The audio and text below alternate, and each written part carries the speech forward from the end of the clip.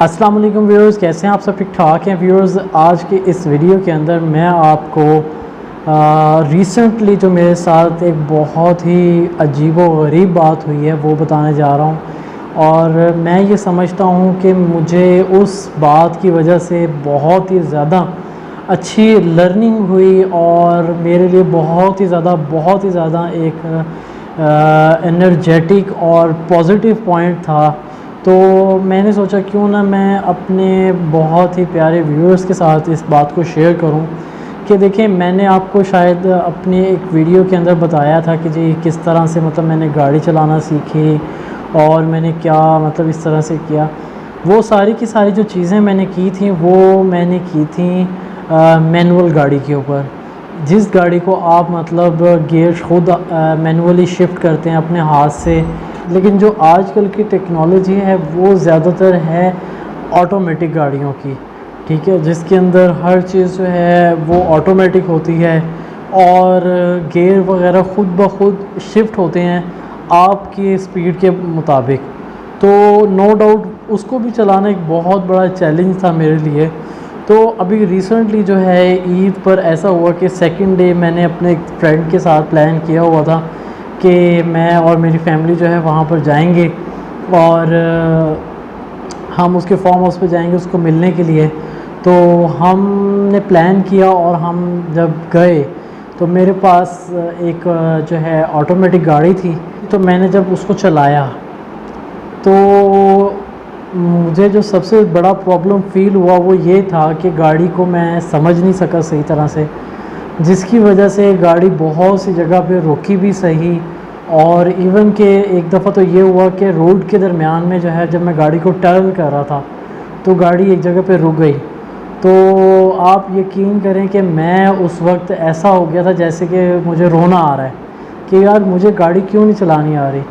तो उस वक्त मेरे घर वालों ने मुझे कहा कि हम ऐसा करते हैं कि वापस चलते हैं।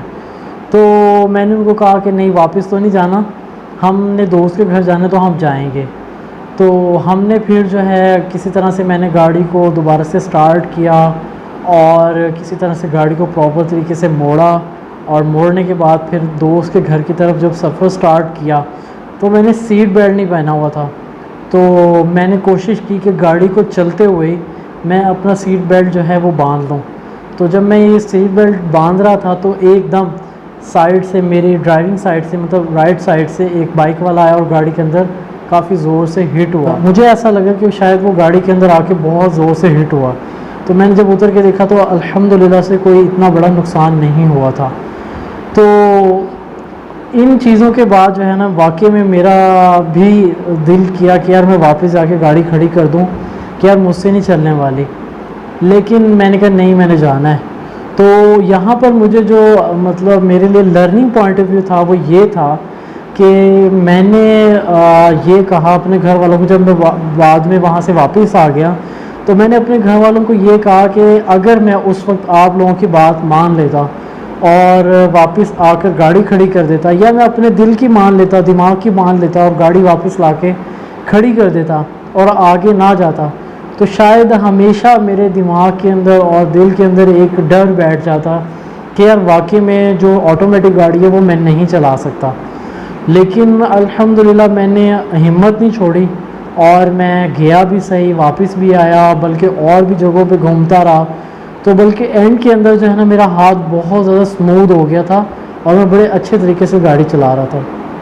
तो इसमें मेरे लिए लर्निंग, आपके लिए लर्निंग यही है कि कभी भी अगर आप कोई भी काम करते हैं तो नो डाउट शुरू के अंदर बहुत ज़्यादा मुश्किल होता है और शुरू के अंदर आप उसके अंदर हार भी मान जाते हैं, लेकिन इसका मतलब ये नहीं होता कि आप उस काम को करना छोड़ दें। अगर वही काम एक अच्छा काम है तो उसको लाजमी आपको चाहिए कि आप कंटिन्यू रखें और उस काम को जो है आप करें और इंशाल्लाह ताला एक दिन आएगा कि आपको अल्लाह ताला उसके अंदर सक्सेस देंगे। इसी के साथ मुझे इजाज़त दीजिएगा। बहुत शुक्रिया। मेरी वीडियो को लाइक कीजिएगा, मेरे चैनल जुनैद विद जवाब को सब्सक्राइब कीजिए, बेल आइकन को दबाइएगा, कमेंट्स के अंदर लाजमी अपना वैल्यूएबल फीडबैक को दीजिएगा। बहुत शुक्रिया। अस्सलाम वालेकुम, अल्लाह हाफ़िज़।